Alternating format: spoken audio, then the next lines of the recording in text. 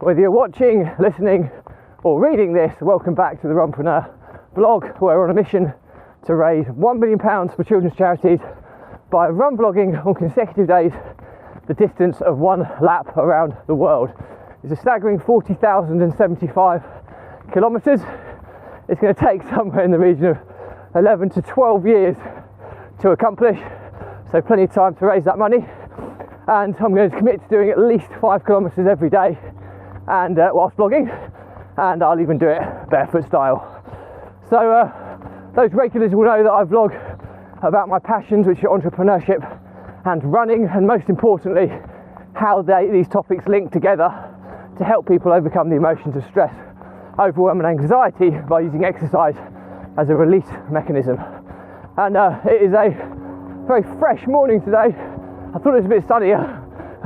The sun was out, it's about 6 degrees, but still nice enough conditions, not too breezy. And it is Sunday run day today, where we talk about all things running, and today's topic is interval trainings and why it's an important session to incorporate into your schedule. So as always, if you like this episode, give it a like and a subscribe, and let's get started.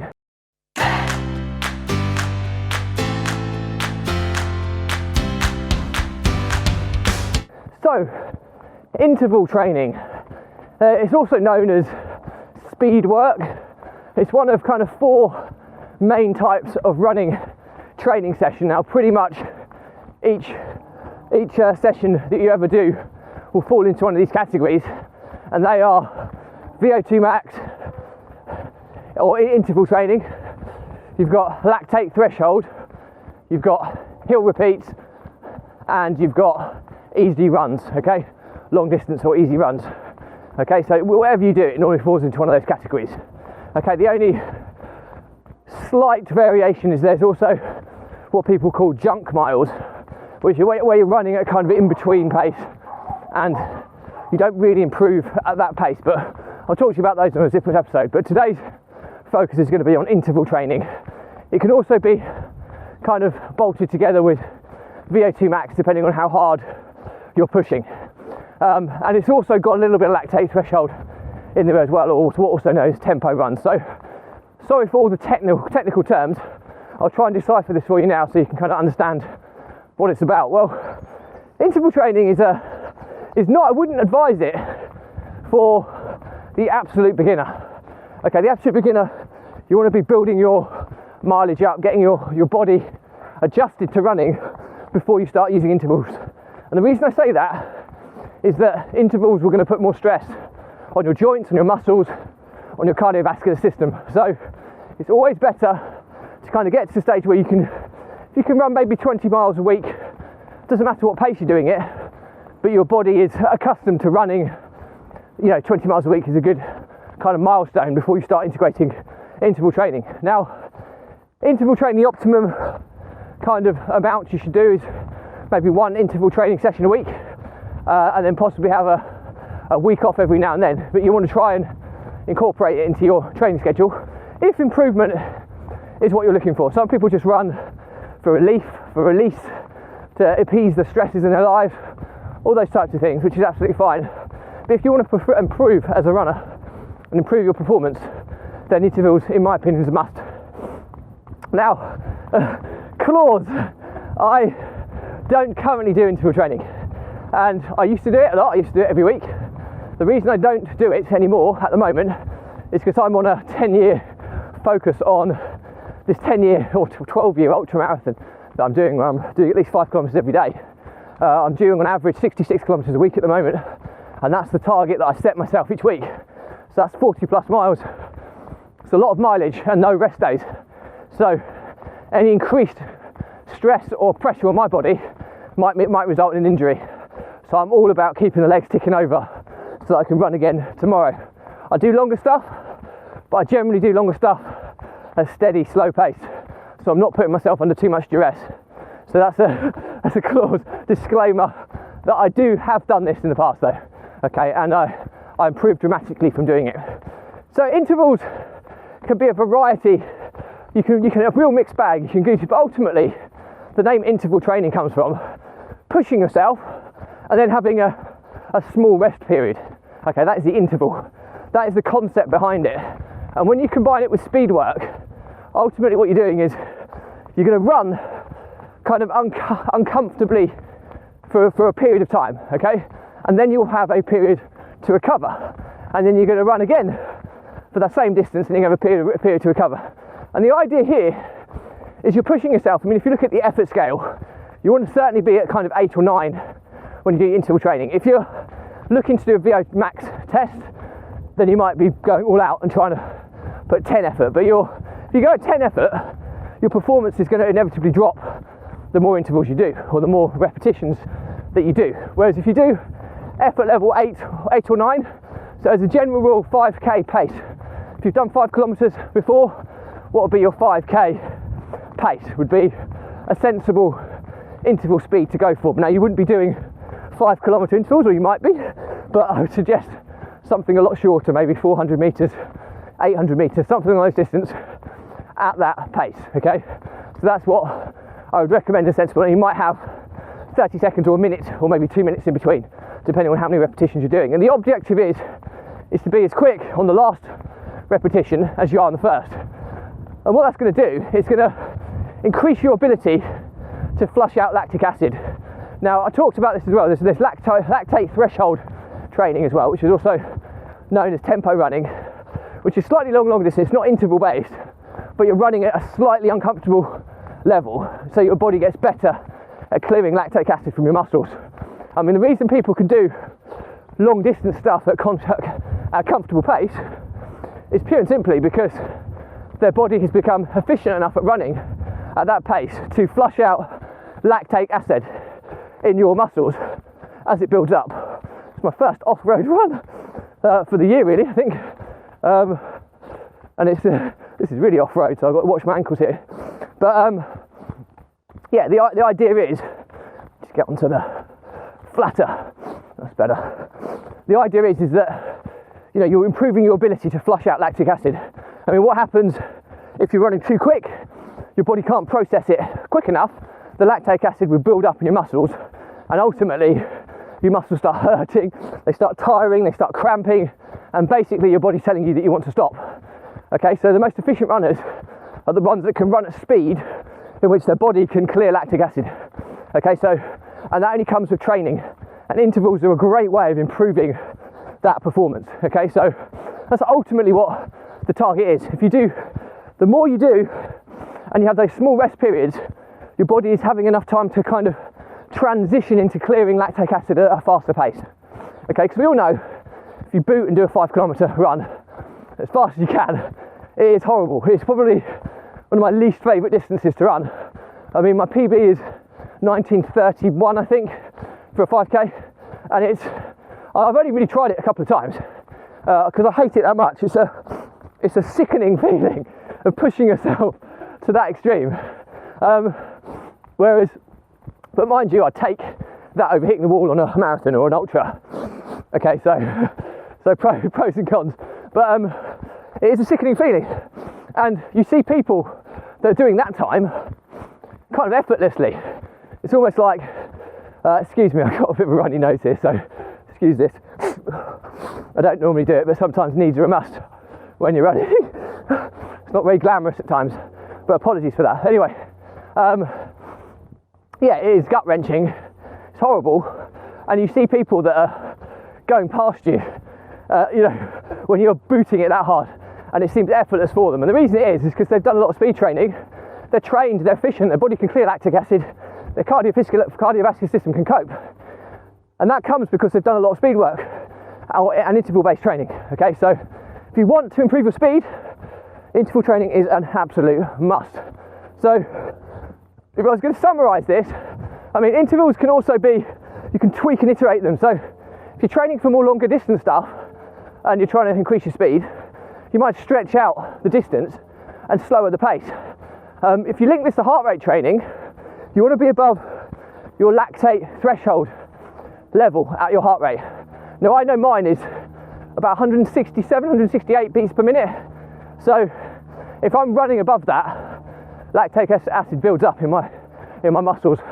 Okay, so if I was doing kind of intervals, I'd want to make sure my heart rate was above that to ensure that I'm training my body to flush it out at a higher rate. So understanding your heart rate and your lactate threshold heart rate and the level you need to be above or on. So when I'm doing my tempo runs or lactate threshold, again, used to do a lot of these, not so much anymore because I'm trying not to put unnecessary stress through my body as I've got to run for another 11 years straight, pretty much. So I don't do these higher intensity sessions anymore. For now, I will get back into them at some point. But yeah, lactate threshold, I'm always trying to run about that heart rate, 167, 168, maybe just creeping up to 170, but no higher. And I'll try and control my heart rate at that level because it'll be really uncomfortable to run at that level, but I'm training my body to clear the lactic acid in my body at that pace. So really, really important to understand. So yeah, if I was summarising, you can tweak them. If you're training for a quicker run, a 5k or something, you'll do lots of shorter based intervals, 400 metres, 800 metres, maybe a kilometre. You can do pyramid sessions where your intervals build up and then drop back down, and you're trying to maintain that pace. I mean, that's the challenge, you see. And if you're doing longer distance stuff, you might stretch your intervals to 1 or 2 kilometres, maybe even longer. You might do 3 kilometres at intervals, okay, to kind of train your body to do the longer distance stuff. So, and obviously if you're doing that, you'd have a slightly longer rest period, but there's loads and loads of different interval training plans you can find online off of some really reputable sources, so do check them out. But as said, to summarise why interval training is so important is it's going to improve your body's ability to flush out lactate acid from your body, okay? If you can do that at a faster pace, you can run for longer at that pace in a more sustainable manner. So it's improving your running efficiency. It's stressful, it's resistance-based training. Anytime you increase the speed, your body's working harder. It's not easy. We've heard the old adage that no pain, no gain. And it's certainly the case in intervals. They're not particularly enjoyable. That's why it's often better doing them as part of a running group or training session, so you can help push each other, support one another and motivate one another. And don't compare yourself to others. I said that, when I was doing my 5k PB, and you see these people just kind of ghosting past you effortlessly when you are absolutely pushing it to the floor. But they've trained differently. They're a more experienced runner. You've only got your own goals, and usually, depending on what they are, it should be to you to improve from where you're at against yourself, not against others. And I think that's really, really important to realise. So hope this has been a useful session. As always, if you've got any comments on this, want me a comment, I'll respond to everyone. If it's a bigger question, I'll respond, but I'll potentially do a separate vlog episode and tag you in. Do check out links in my bios, where most importantly you can keep up to date with my mission to raise £1 million for children's charities by run vlogging on consecutive days, a distance of 1 lap around the world. And you can also see all of my content, various formats. You can watch, listen, or read it. It's all catalogued nice and neatly by topic, so it should be easy to navigate around.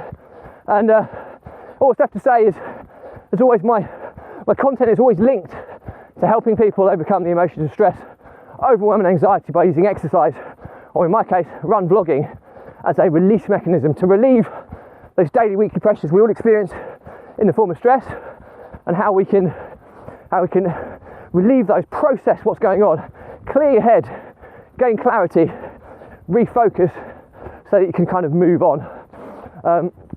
I've got some horses here I need to kind of run past, which is going to be interesting because I'm not going to be able to run past them down that avenue. I might have to do a little up and down here for a little bit before I come back, so I'll perhaps give it, the joys of live content, so I'll perhaps go up here to 6k and then back again, and hopefully they'll have cleared. Sorry about that. There's a narrowing through a wooded area that I run through, and there's a couple of big old horses that have gone down there, and there's no way I'm going to be able to get past them down that narrow alleyway, so I'm going to give them a bit of time. But yeah, so clearing your head, having that release mechanism. If you don't have that release mechanism, okay, those stresses will build up and build up as you get more stuff going around your head. Before you know it, you'll be overwhelmed. Overwhelmed is when you've got so much going on, you don't know really what to do and how to kind of do it. So you then kind of have a seizure, or you kind of procrastinate, and you really struggle to know which way to turn. And if at that stage you still don't clear your head somehow, you then, move into the realms of panic and anxiety. And if you're not dealing with it at this stage, you are flirting with the edge of a mental breakdown and flirting with the edge of mental health issues, which clearly we want to avoid. Now, the reason I'm so passionate about this, I've been there.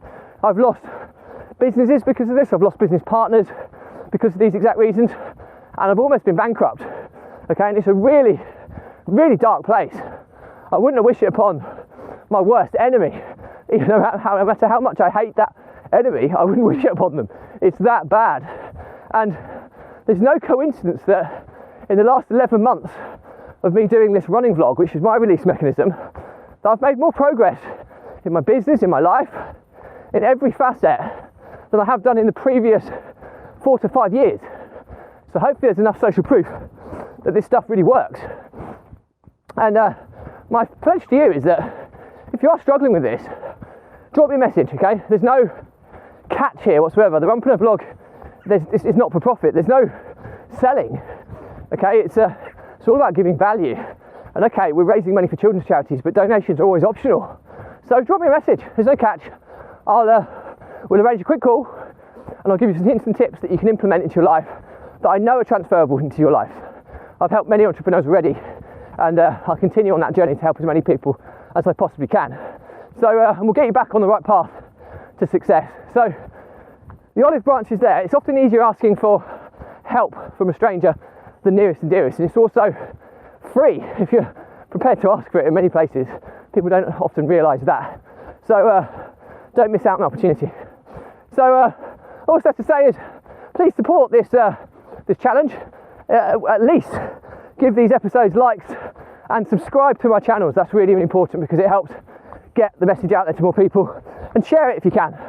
And also check out the links in my bio where you can keep up to date with the journey, find out how where we're up to with our fundraising targets, and also access all my content in various formats. And all I have to say is thank you for your support, and as always, stay positive, stay happy, and I'll see you tomorrow.